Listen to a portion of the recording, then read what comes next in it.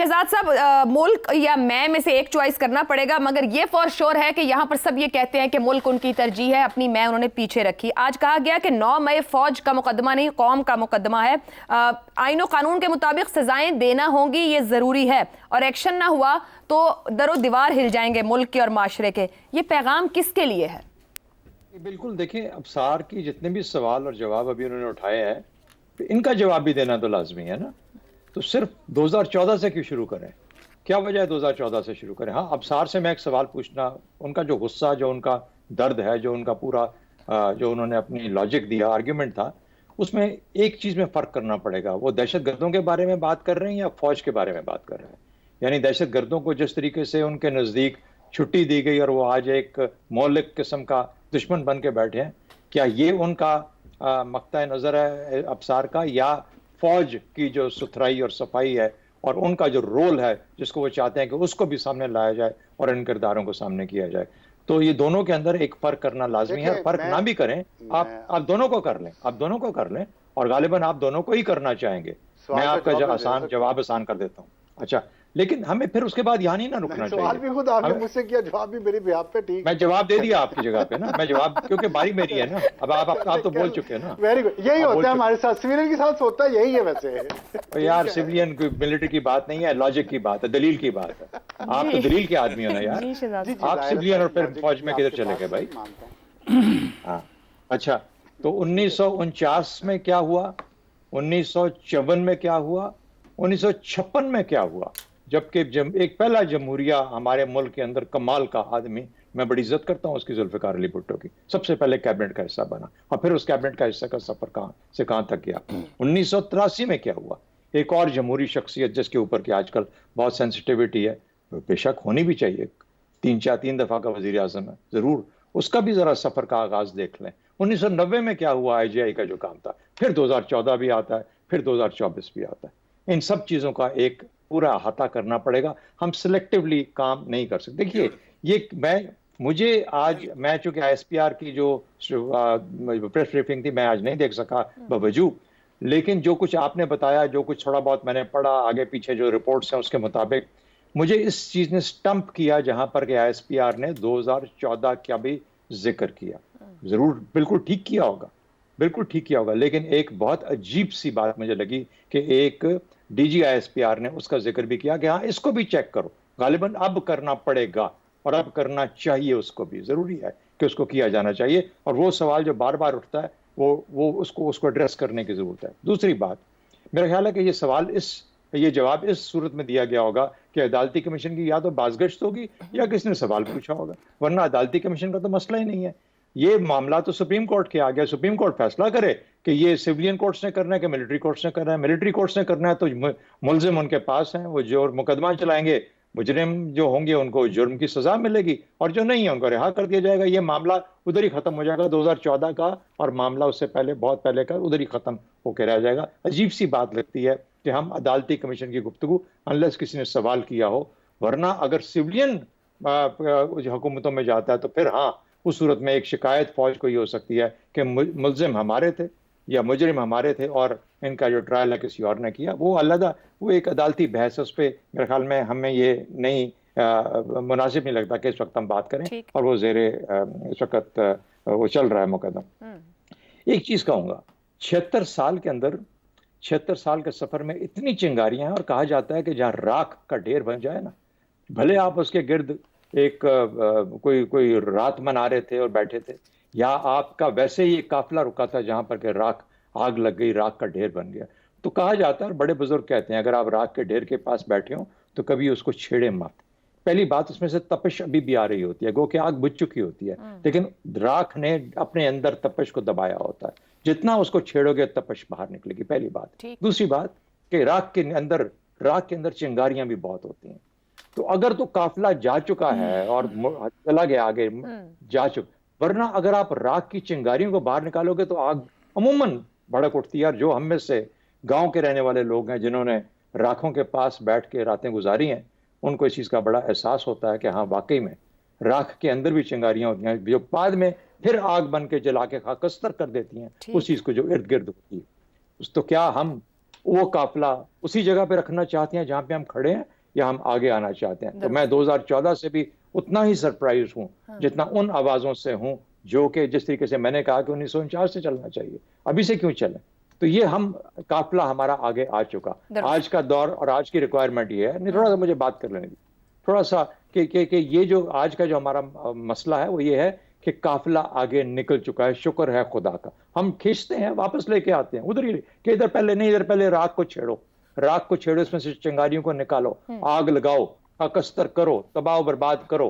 भाई तबाह बर्बाद हो गए तो फिर कुछ में जो रह गया 2-4 खैमे वो भी खत्म हो जाएंगे। ठीक। तो इसलिए थोड़ा सा जरा, अगर चला ही गया है काफिला आगे, 2 कदम आगे निकल गया है, तो उस राख के पीछे जाके उसको फिर से छेड़ने की जरूरत नहीं है। जोड़ना सब के सब यहाँ पे, तो जिसकी तारीफ खोल लो, जिसकी तारीख खोल लो, उसके अंदर से आपको कुछ ना कुछ चिंगारियां, क्या बड़े बड़े क्या कहते हैं कि आग के ढेर मिलेंगे उसके अंदर, उन चीजों के अंदर। तो इसलिए बेहतर है कि आगे का सफर रखा जाए। और मैं 2014 के वाले उस रेफरेंस से वाकई सरप्राइज हुआ हूँ कि कैसे आया, लेकिन अब करना पड़ेगा, अब किया जाना, अब किया जाए। ठीक हो गया। इफ्तिखार साहब, अदालती कमीशन का जिक्र इसलिए हुआ कि पीटीआई की तरफ से बार बार मुतालबा रहा 9 मई के मामले को लेकर, पर आज जो गुफ्तगू कहती है never forget and never forgive, deal ढील का सवाल हुआ तो उन्होंने कहा इंतशारी सियासत से कोई बात नहीं, माफी मांगे, तामीरी सियासत करें, हमसे कोई बातचीत नहीं। क्या पीटीआई को पैगाम चला गया होगा, एक वे फॉरवर्ड दिया गया है, अपनाएंगे इसको? सवाल ये किससे कौन माफी मांगे, ये सवाल है। क्या 9 मई को एक्सेप्ट किया जाए उनका, वहां से ये पैगाम तो जब है वो जो तस्लीम कर लें तो जो कुछ हुआ वो माफ कर दिया जाएगा। कौम से माफी मांगे कि ये गलत, ये कहा गया है? नहीं, ये देखें, ये बड़ा अहम सवाल है। आगे बढ़ने की बात कर रहे हो तो मेरा एक दोस्त कह रहा है कि ट्रुथ एंड रिकंसिलिएशन कमीशन बनाया जाए। एक कमीशन की बात आज फौज के नुमाइंदे ने की है, उस कमीशन का मुतालबा एक सियासी जमात कर रही है, क्या करें फिर? वो कहते हैं वो कर रहे हैं मुतालबा, पर इबहाम नहीं है उनकी नजर में 9 मई को लेके। वो कह रहे हैं सब क्लियर और वाज़ेह और मौजूद है। तो उनकी प्रोसिक्यूशन क्यों नहीं साबित कर पाई? 1 साल होने को है, तो क्या वो भी इसी नारे को इस्तेमाल करते रहेंगे और उनके मुखालिफ कहते रहेंगे कि उनके साथ जुल्म हुआ?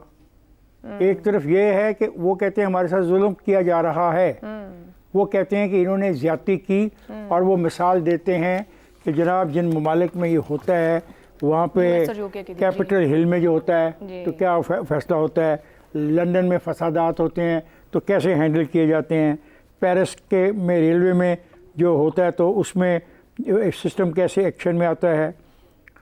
तो फिर ये सवाल उठता है। अब इस सवाल का जवाब भी उन्हीं के पास है कि बहरहाल देखें, अगर किसी ने जुर्म किया है और आप कहते हैं जुर्म किया है, और मैं भी समझता हूँ जुर्म किया है, जुर्म करने वाले को मुल्की कवानीन के ताबे ही सजा देनी है। बिल्कुल दुरुस्त। तो उसके लिए प्रोसिक्यूशन का अमल ज़रूरी है या नहीं है? बिल्कुल ज़रूरी है। मेरी ख्वाहिशात या आपकी ख्वाहिशात पर तो हम फैसले नहीं कर सकते। अगर ये प्रोसिक्यूशन का निज़ाम बोसीदा हो गया, और जो हो गया नॉट ओनली 9 मई में नहीं, आप क्रिमिनल में देख लें कि जो कातिल हैं 7% लोगों को भी सज़ा नहीं मिलती, 7%, और शायद इससे भी कम है हमारे मुल्क में सज़ा का तसव्वुर, क्योंकि प्रोसिक्यूशन अपने मुकदमात को साबित नहीं कर सकती। ये तो एक सियासी मामला भी इससे मुंसलिक हो गया ना।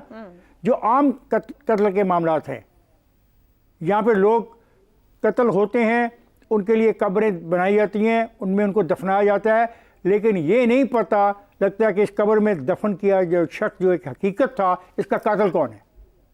तो फिर यहाँ पे सवाल उठता है कि आपका प्रोसिक्यूशन का निज़ाम पिट गया है।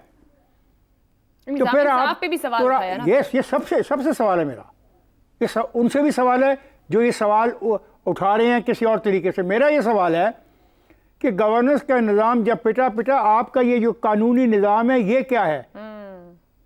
ये जो वाक़यात हुए 9 मई को हमने भी अपनी आंखों से देखे, मैं भी टेलीविजन पर, लेकिन जनाब मैंने फिर मॉडल टाउन का अलमिया भी अपनी आंखों से देखा। हम जब कंपैरिजन की बात करते हैं, जब ट्रुथ एंड रिकंसिलिएशन की बात करते हैं, तो आपको शायद याद हो कि मॉडल टाउन के वाक़यात भी टेलीविजन की स्क्रीनों पे घंटों चलते रहे। तो उसमें क्या हुआ? उसकी प्रोसिक्यूशन आज तक चल रही है। तो साहब किसी एक नुक्ते से आगाज कर लेना चाहिए। गवर्नेंस वही जो हमने बनाई इतने सालों में, निज़ाम इंसाफ वही जो फिर हम सब ने बनाया इतने सालों में। मोहतरमा, मसला ये है कि हमारा और तुम्हारे की जंग है, ये मेरा है, ये तेरा है। नहीं, मेरा बयानिया ठीक है और मेरा बयानिया हाँ वही ना, नहीं Point तो of view वो अपने अपने मैं कहता हूँ मेरा बयानिया ठीक है, आप कहती हैं अपना मेरा बयानिया ठीक है, अफसार कहता है उसका बयानिया ठीक है, सबसे ज़्यादा हसन निसार कहता है उसका बयानिया ठीक है, हम बाकी दोस्तों को छोड़ देते हैं। तो सवाल ये पैदा होता है, मेरा सवाल सिंपल सा ये है कि जनाब सज़ा मिलनी चाहिए उन तमाम लोगों को जो सियासी मकासद के लिए इंतशार की सियासत करते हैं और उन्हें की है, तो they should be punish according to the law. Where is the law? आप समझ रहे इस वक्त में अदालती कमीशन की जरूरत है, हमें वे फॉरवर्ड मिलेगा इससे? भाई मैं तो समझता हूँ कि उसका टाइम फ्रेम होना चाहिए और उसके पास ये इख्तियारात होने चाहिए कि जो उसका फैसला होगा फिर वो हतमी होगा, उसकी अपील नहीं होगी। और उसके लिए जो तरीक़ाकार दुनिया में वजह है बेहतरीन अपना इंक्वायरी का, बेहतरीन तफ्तीश का, बेहतरीन फोरेंसिक रिपोर्ट इकट्ठी करने का, उसको इस्तेमाल किया जाए।